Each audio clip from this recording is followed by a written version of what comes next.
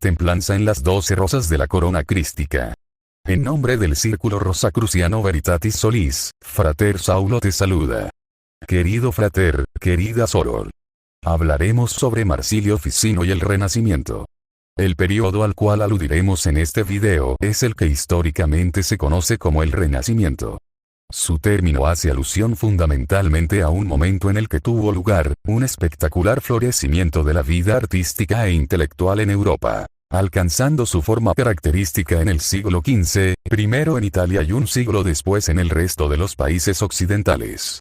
Asimismo, tal como dice Eugenio Garín, el Renacimiento llegó a alcanzar muy pronto un significado universal, que fue desvinculándose de sus raíces italianas luego de que la nueva visión del sentido de la vida y del hombre, hubiese conquistado nuevas tierras y nuevas vías.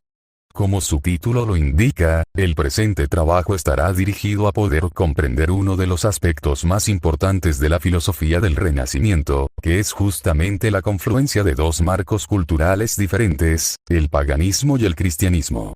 En virtud de esa confluencia, ocurre inevitablemente una transformación tanto del cristianismo como de las teorías clásicas, siendo una transformación que es a su vez el comienzo de una revolución filosófica, que en diversos sentidos preparará a la modernidad. Para una mejor organización del trabajo, dividiremos al mismo en tres ejes principales. Por un lado trataremos de comprender el movimiento neoplatónico en el Renacimiento. Por el otro, entenderemos con qué intención se lee nuevamente el corpus hermético bajo la figura de Marsilio Ficino, y por último, comprenderemos la recuperación que realiza Ficino de la prisca teología. Finalmente veremos su importancia en el avance de la humanidad, tanto en la ciencia como en la espiritualidad. 1. El neoplatonismo florentino. Cumpliendo con el orden antes mencionado, nos encontramos, en primer lugar, con la idea del neoplatonismo florentino.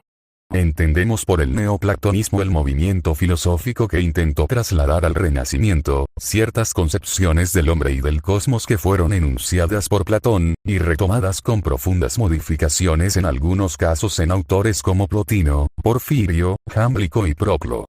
Más allá que el neoplatonismo continuó en la Edad Media, su prosperidad se observa cuando a principios del siglo XIV, se despierta en Florencia su interés, originándose unos de los primeros encuentros entre los filósofos platónicos orientales, entre ellos Gemisto Pletón, y los humanistas florentinos.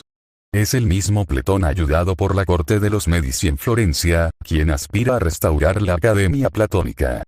Sin embargo, la importancia del pensamiento neoplatónico fue profundizada por la figura de Marsilio Ficino, a quien Cosme de Medici confía no solo la traducción de las obras completas de Platón, sino también la dirección de la Academia Platónica.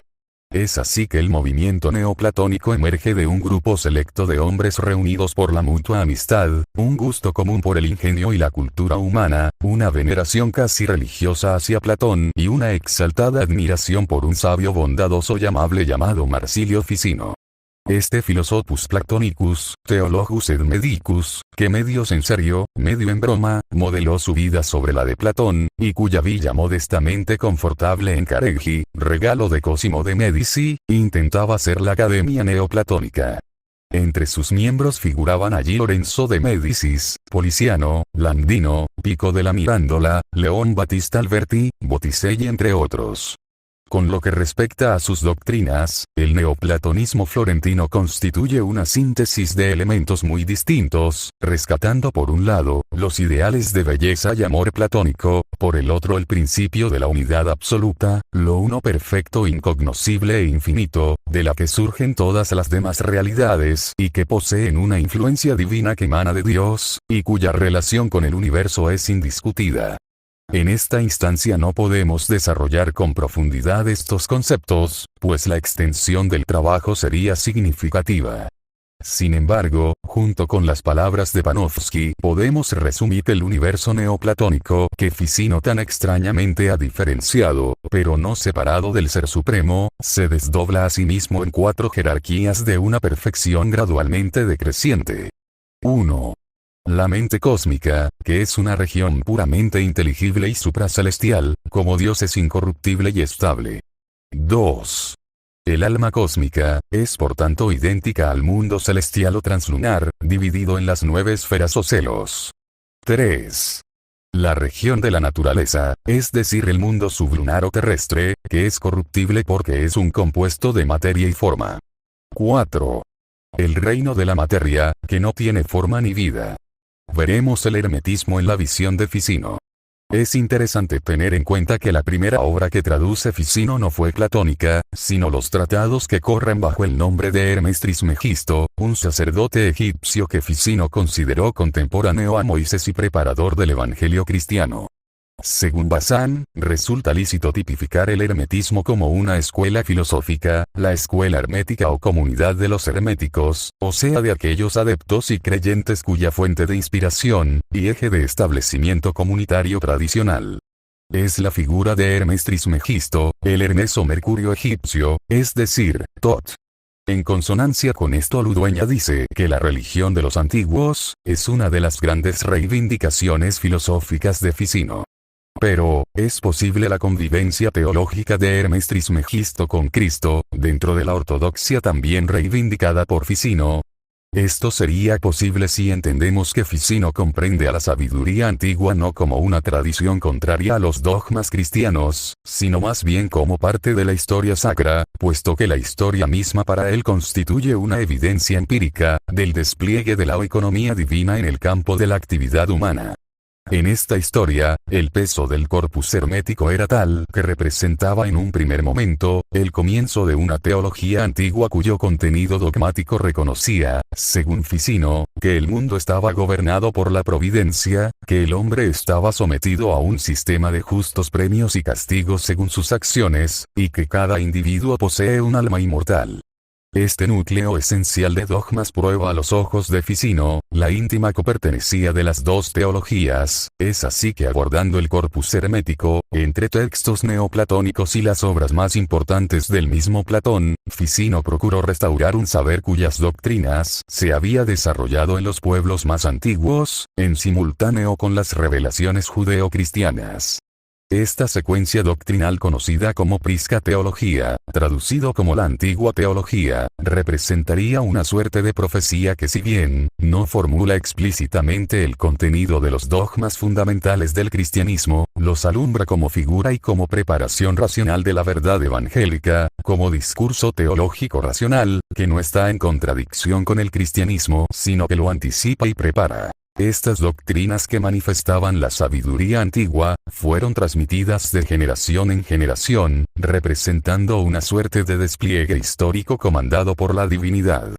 Este despliegue, que se cumple a través de sus precursores gracias a su naturaleza simbólica, y que encontraba en Platón su momento de máximo esplendor filosófico, nació entre los primeros persas y continuó así su influencia anticipando de ese modo, la teología cristiana por medio de la enseñanza de una sabiduría piadosa. El orden en que se transmitiendo esta doctrina, según Ficino es el siguiente. En lo que concierne a la teología, 6 elevadísimos teólogos estuvieron en todo de acuerdo, entre los cuales el primer transmisor ha sido Zoroastro, guía de los magos, el segundo Hermes, cabeza de los sacerdotes egipcios. Orfeo sucedió a Hermes, Aglaofemo fue iniciado en las cosas sagradas por Orfeo. Pitágoras sucedió en la teología a Aglaofemo, y a Pitágoras Platón, siendo este último el que abarcó la sabiduría total de ellos en sus escritos y los amplió e ilustró. En otras palabras, lo que pretendía entonces era insistir sobre la idea de que existe un Dios, capaz en su infinita bondad de comunicarse con los hombres a través de Hermes, Orfeo, Zoroastro, Platón o San Pablo. Todos los escritos verdaderos venían a decir lo mismo porque reflejaban el encuentro íntimo entre el poeta teólogo y Dios. Como observamos en la cita, el origen de la antigua teología luego fue ocupado por la figura de Zoroastro, quien enseñaría estos saberes a Abraham, en especial la creencia de un único Dios verdadero, para que luego él los transmita a los egipcios. De todos modos, Hermes no perdió su protagonismo, sino más bien, es uno de los principales propagadores de esta doctrina sagrada. No obstante, al determinar el origen caldeo de la prisca teología, buscaría Ficino demostrar que los primeros adoradores de Cristo fueron los magos en su intento de cultivar el saber a fin de unir el cielo con la tierra para la curación de la vida, de ahí que Cristo sea reconocido como el médico supremo. En conclusión, es así que el filósofo florentino organizó su proyecto traduciendo dichos escritos a la lengua latina, ya que consideraba que en ellos se encontrarían no solo los instrumentos teóricos para construir una doctrina universal que condujera a la humanidad a la verdad, sino también así se propagaba la idea de una revelación perenne tan antigua como la historia del hombre, y en un continuo progreso. Los escritos herméticos, por lo tanto, no contradicen al cristianismo, sino más bien lo promueven en tanto presentan a un hombre divino capaz de conocer los misterios del ser, misterios que le fueron revelados desde sus principios. En consecuencia, Ficino, apoyado por un espíritu concordista que quería reconocer a Hermes Trismegisto como el profeta más antiguo de la humanidad, inspirador de paganos como Orfeo, Pitágoras, Filolao y Platón, como contemporáneo y a veces también maestro del mismo Moisés, consiguió legitimar y argumentar en efecto la posible reconciliación entre la sabiduría pagana y la doctrina cristiana, generando una concordia entre la prisca teología y el cristianismo, como mencionamos en el apartado anterior, siendo el escenario principal de la verdad. Para Ficino se encontraba en el pensamiento y sabiduría del antiguo Egipto y más allá del Egipto de los faraones, en la Persia de Zoroastro. El propósito que lo dirigió en este intento de reconstruir una antigua teología, se fundamentó en la propia crisis que según él, estaba padeciendo el cristianismo y la filosofía en su tiempo, producto de la separación entre razón y fe que se generó en la Edad Media. Esta separación no solo convirtió a la razón filosófica en impía y a la fe cristiana en indocta, sino también mermó las posibilidades de alcanzar el perfecto conocimiento de la verdad. En virtud de esto propone el trabajo de armonizar nuevamente estos dos elementos, y reconstruir de este modo una doctrina que conduzca a la humanidad a la verdad, y demuestre que toda religión directa o indirectamente está relacionada con el único Dios verdadero. Es con este sentido reformador y concordista que Ficino procuró hacer dialogar el pensamiento antiguo con los dogmas cristianos, demostrando su armonía dentro de la verdad universal y de esta forma destruir la impiedad, razón que excluye la fe, y la superstición, fe que excluye la racionalidad. En tal sentido, vemos 4 puntos claves que utilizó Ficino para justificar la presencia de la prisca teología en esta tendencia reformista como única herramienta para unificar el cristianismo con la filosofía iniciática. En primer lugar, se encuentra con la necesidad de reconocer la concordia de la prisca teología con el cristianismo, es decir, entender a la antigua teología como portadora de doctrinas que anuncian el advenimiento del cristianismo y de esta manera, asimilarla al Antiguo Testamento en 2 de sus funciones: preparar a la humanidad para la verdad cristiana y revelar la existencia de la providencia. Sin embargo, el intento de armonizar el platonismo con el cristianismo llevó a Ficino a interpretar postulados platónicos con claves cristianas, así los temas del retorno del alma humana al cielo atraída por la belleza de Dios en el Fedro, y la progresiva iluminación del alma humana a medida de su ascenso hacia las ideas en la República, se habían transformado en temas sobre la salvación y la iluminación del alma individual, no por el conocimiento, sino por la fe. Un segundo punto le permitió pensar a la prisca teología como una sapientía, en la que el conocimiento racional de la divinidad y su contemplación, se articulan dando lugar a un culto piadoso. Este último punto se relaciona inmediatamente con el tercero, pues es justamente la restauración de la prisca teología la que permitiría establecer finalmente la verdad ante la impía filosofía. Esto es la prisca teología, una feliz unión de doctrina y religión, como pia filosofia y docta religio, permitía en opinión de Ficino establecer la verdad de la religión ante la impía filosofía aristotélica, generando una versión averroísta y alejandrista, que por un lado elimina la religión al negar la inmortalidad del alma. Finalmente, en el cuarto punto podemos observar la justificación por parte de Ficino, de la traducción e interpretación de las obras clásicas. Esta justificación respondería a un mandato impuesto por Dios, ya que la posibilidad de terminar con la impiedad de la filosofía por medio de la simple predicación de la fe no era suficiente.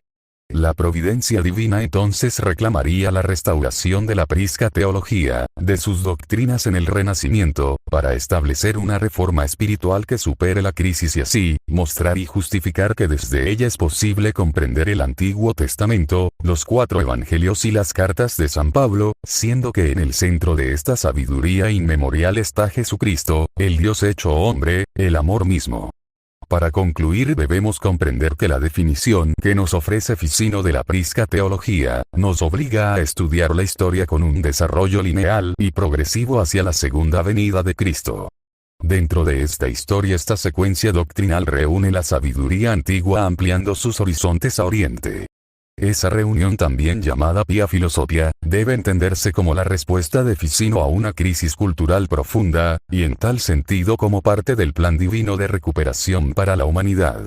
De esta manera se conforma una antigua teología, que como el Antiguo Testamento tienden hacia la verdad y participan del anuncio de la venida del cristianismo, preparando a la humanidad para este acontecimiento. El trabajo de Marsilio Ficino justamente fue poner de manifiesto la concordia doctrinal de la antigua teología con el cristianismo. Asimismo, es importante comprender que si bien los primeros escritos que Ficino traduce son los que corresponden al corpus hermético, la idea es resaltar el papel del platonismo en esta apología de la prisca teología. Pues el ideal del filósofo sacerdote fue un punto clave para justificar esta empresa reformista y concordista.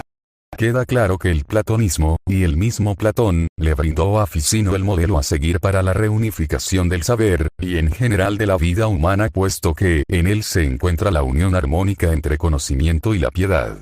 La recuperación entonces de los textos antiguos, no solo garantizaban a Marsilio Ficino el encuentro con el hombre divino que él buscaba defender, un hombre semejante a su creador, capaz de comprender no solo los misterios del universo y las fuerzas del cielo, sino también la concreción de su proyecto de una reunificación universal del saber, en la que la piedad y el pensamiento puedan reunirse como antiguamente lo estuvieron. Para decirlo en pocas palabras, entender el recurso que pretendía utilizar Marsilio Ficino para saldar esta crisis, guía nuestras lecturas no solo a estudiar sus escritos, sino también las fuentes que analizó y entendió como el fundamento de la armonía entre la razón y la fe. A partir de allí, sería posible no solamente comprender la razón por la cual los intelectuales de la época dirigen su mirada hacia el pasado clásico, sino además permite evaluar en qué medida estos ideales alcanzan la filosofía iniciática moderna. Según Francis Yates, el mago renacentista tenía sus raíces en el núcleo hermético del neoplatonismo, y es el mago renacentista el que ejemplifica esa actitud de cambio del hombre ante el cosmos, que era la base preliminar necesaria para el surgimiento de la ciencia.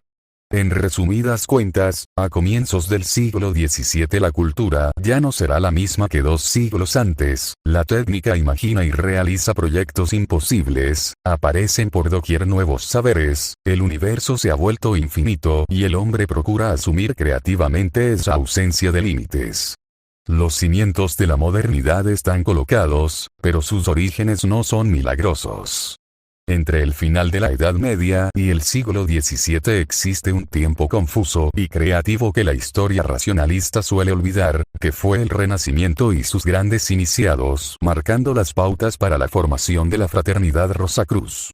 Si tu interés es seguir indagando en nuestros conocimientos, te invitamos a estudiar en nuestra fraternidad donde las enseñanzas son gratuitas, trabajando con el único fin de elevar a la humanidad. Luz, vida y amor.